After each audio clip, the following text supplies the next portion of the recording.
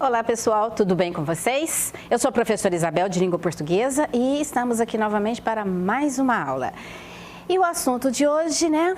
Nós vamos falar sobre o quê? Produção de texto. Eu sei que vocês adoram isso daí. Mas nós vamos falar da produção de texto de que gênero textual? Nós vamos falar hoje das narrativas de humor, que a gente já estudou nas aulas passadas, vocês se lembram? A gente teve vários exemplos de narrativas de humor. Então agora é o momento de você voltar àquelas aulas para que você consiga produzir o seu texto bem legal. Mas vamos lá então dar uma revisadinha.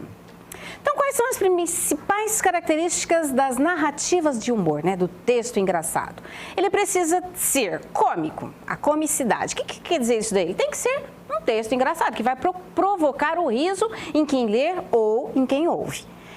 Geralmente ele tem autoria anônima, ou seja, como ele é passado, né, de boca em boca, sendo contado por pessoas, a gente nunca vai saber exatamente quem foi que criou. Então, geralmente, a autoria é anônima. A divulgação normalmente também é oral, mas não pode ser que você leia ao invés de ter ouvido. Mas geralmente é oral.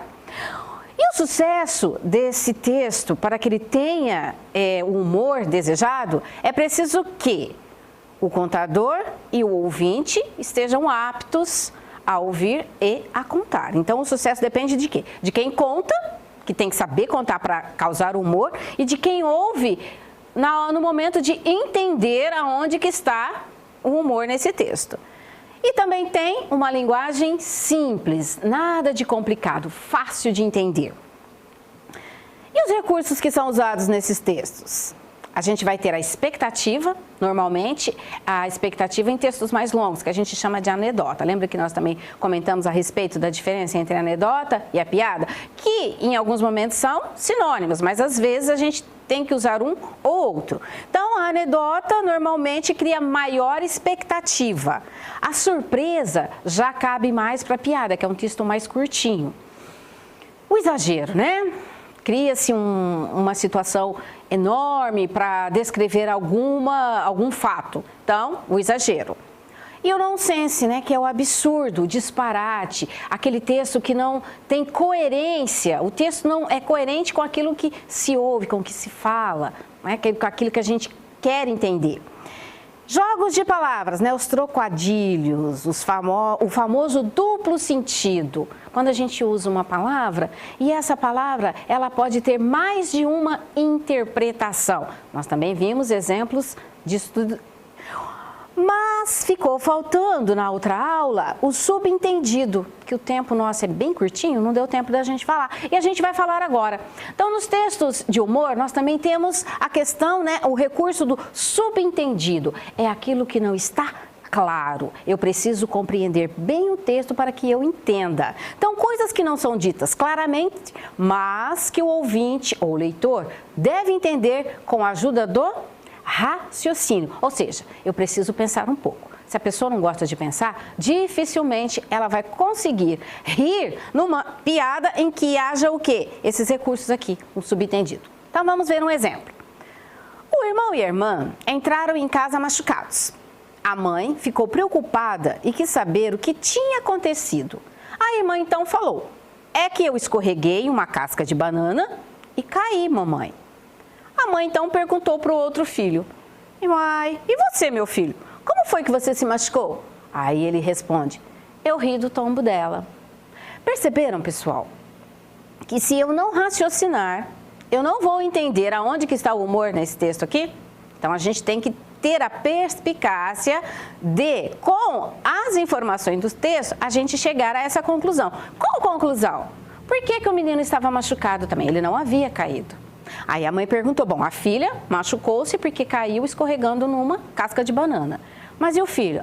Ele riu do tombo dela. Então aí fica subentendido que se ele riu da irmã que caiu, obviamente ela não gostou, foi lá e bateu nele. Por isso ele estava machucado. Então, gente, é questão de raciocínio. Não está claro, mas eu preciso entender as outras informações para chegar a essa conclusão.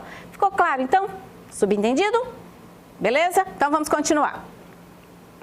O sucesso de uma anedota ou de uma piada depende da inteligência e da perspicácia do ouvinte ou leitor e da habilidade de quem conta. É o que eu venho falando lá desde o início. A pessoa que conta precisa ter habilidade para contar, para poder provocar o riso, e a pessoa que está ouvindo ou lendo, né, essa piadinha, essa anedota, ela precisa ter o raciocínio, né, a perspicácia de compreender aonde que está o humor desse texto.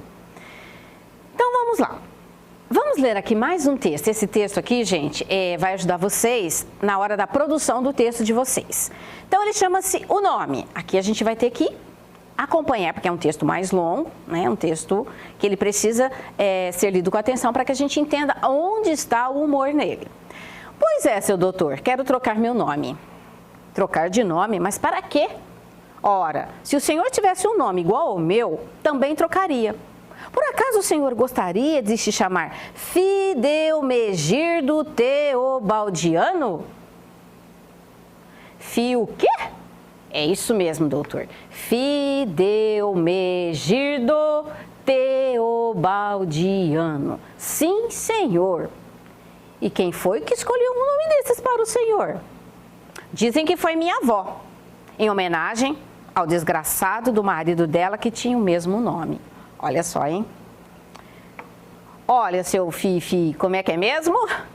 Viu só, seu doutor? Ele tá chamando aqui, seu doutor é o advogado, tá, gente? Porque é o seguinte, se você tem um nome que você não gosta e quando você estiver adulto e quiser trocar esse nome, você precisa de ir atrás de um advogado, né, apresentar os seus argumentos por que desse nome não te agradar, e ele vai tentar entrar na justiça para ver se consegue anular o seu nome antigo para adotar um nome novo. Então, esse seu doutor aqui é o advogado, tá? Viu só, seu doutor, o negócio é feio mesmo. E olha que eu sou casado há mais de 10 anos e minha mulher ainda não decorou o diabo do meu nome. Ela sempre tem guardado no bolso um papelzinho para ler antes de me chamar. Fidelmegirdo, doutor. Opa, até eu errei aqui. Vamos lá. Fidelmegirdo, doutor. Então é isso aí, seu Fidermalgindo. Não deu conta de falar. Não, seu doutor, é Fidelmegirdo. Fidelmegirdo. Mas será que também podia ser Fidelmegirdo? Quem sabe, né? Então, mas vou dizer para o senhor que não é fácil trocar de nome. Mas com esse aí, acho que vamos conseguir. Tomara, seu doutor. E não é que tem hora que também esqueço como é que se pronuncia? E como o senhor faz? Eu olho na minha carteira de identidade. O senhor acha que um homem pode viver bem com um nome desses? O senhor tem razão, não dá mesmo. E o senhor já tem outro nome em vista? Já sim, senhor. Qual é? Vamos lá, gente, ó. Marcionerfilindo Valdencialino. O quê? É isso aí, seu doutor. Homenagem ao desgraçado do irmão do meu avô. Então, gente, na verdade aqui, a gente tem que entender aonde que está o humor. Ele tinha um nome esquisito, quis trocar, fez todo o processo de troca lá com o advogado, que orientou ele que não era fácil, porém, com aquele nome estranho, provavelmente eles conseguiriam na justiça mudar. Aí ele pergunta, que nome que o senhor vai colocar? Pensando no seguinte, que ele ia colocar um nome mais comum, mais fácil de se dizer. E o que acontece? Ele coloca um outro nome até mais difícil do que o outro que ele tinha anteriormente. E aí ele vem e explica, como assim? Homenagem também ao irmão do avô dele. Então, ou seja, o avô tinha um nome estranho, o irmão do avô, mais estranho ainda, e ele opta pelo do irmão do avô. Então é isso, gente. Então, o humor está aí, na troca de nome, que na verdade ficou pior do que estava. Então, vamos ver aqui. Que recursos foi utilizado pelo autor para criar o feito cômico desse texto? O que ele utilizou? Olha lá, expectativa e surpresa. Por quê? Você fica o tempo todo, como é uma narrativa longa, esperando para ver o que vai acontecer. Olha lá, é expectativa. E chega lá no final, você tem o quê? Uma surpresa, porque você não esperava que aquele desfecho seria daquela forma. Agora, nós vamos para a prática escrita. Você vai produzir o seu texto. Então, observe essa imagem aqui, ó. Nós temos aqui pessoas tocando, né? É tipo um concerto. Então, você produzirá uma narrativa de humor dando continuidade a estes parágrafos de uma crônica escrita por Luiz Fernando Veríssimo. Então, vamos ver.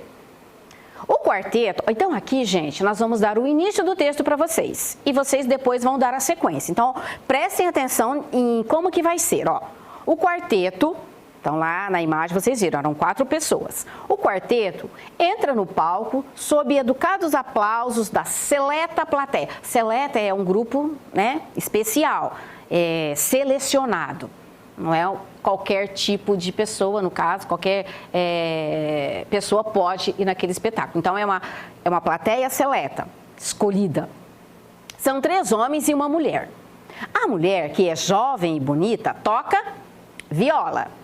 Veste um longo vestido preto. Ó, as descrições aqui. Os 3 homens estão de fraque, né, que é um estilo de casaco, bem elegante, bem formal.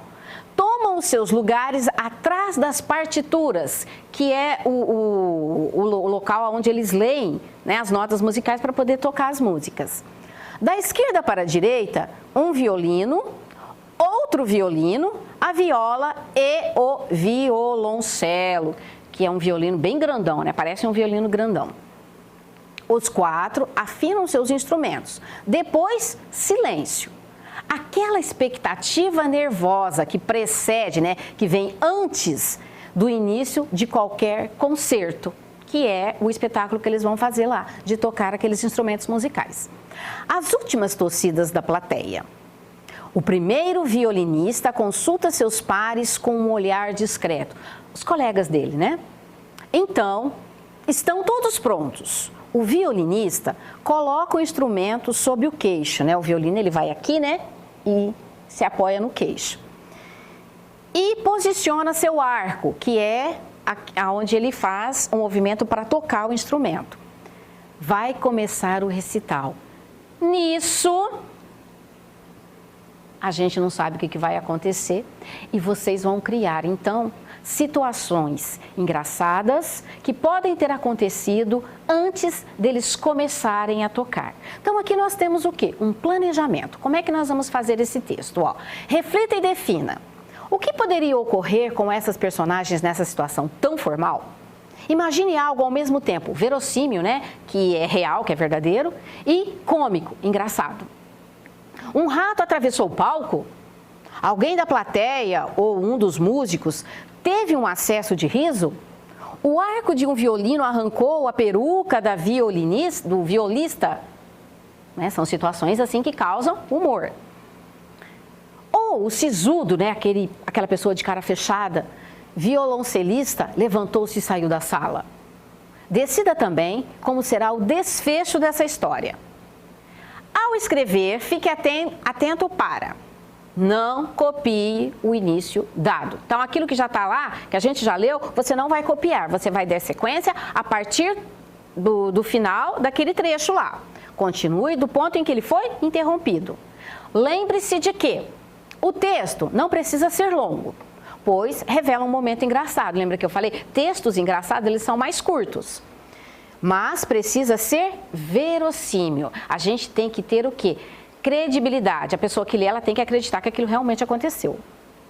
As falas das personagens dão leveza e agilidade ao texto. Por isso, considere criar discursos diretos. Nós estudamos, lembra? Discurso direto e discurso indireto? Discurso direto, a própria personagem fala por ela mesma.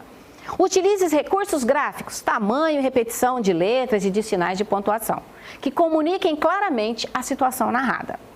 Ao terminar essa versão, dê um título adequado a seu texto. E observe sempre aquela tabelinha que nós temos lá no material, para saber se você está realmente fazendo tudo o que precisa ser feito para o seu texto ter aquelas características. Então, você vai ver se você utilizou letras maiúsculas, se deixou espaço antes de iniciar os parágrafos, se pontuou corretamente os diálogos, utilizou recursos gráficos que possam tornar o texto mais engraçado, utilizou sinônimos ou pronomes quando encontrou palavras e expressões repetitivas. Então, vocês vão observar tudo isso e assinalar ali na outra coluninha. E daí você vai fazer a revisão do seu texto e ver se ele está dentro do que foi pedido. Pessoal, então é isso. Tentem fazer o seu texto, corrija, né? Faça lá o seu rascunho, veja se está tudo certinho, passe a limpo e mande para o seu professor. A gente vai gostar muito de ler o seu texto. E eu fico por aqui, pessoal. Até a próxima!